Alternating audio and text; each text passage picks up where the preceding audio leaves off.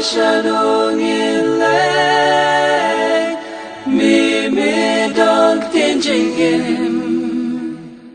ba ngin mi long Christu kodu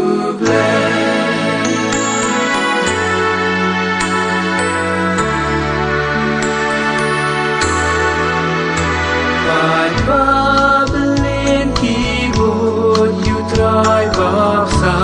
ki hajar mu Shashi liang du liao ki wan ban ku bat ban jing mo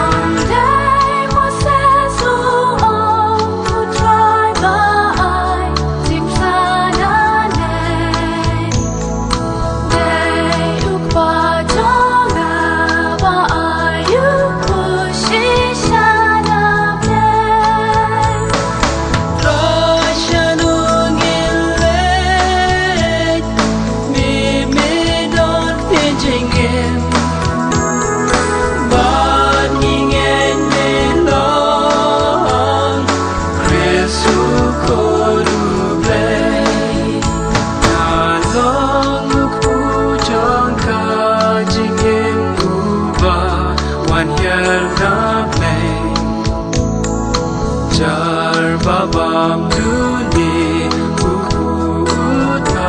unim junam Trai shalom ngin leit mi don tin jing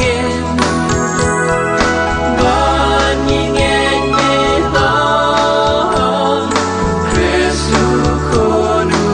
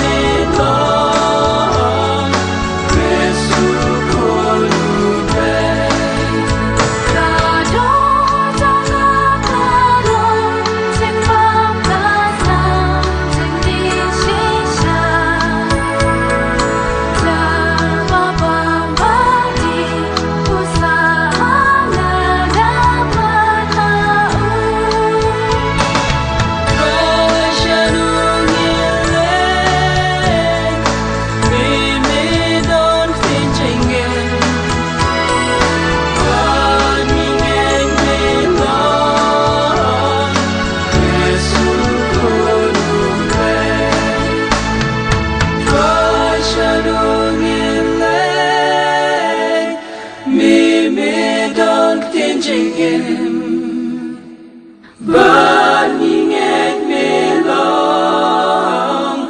Christu kodu bless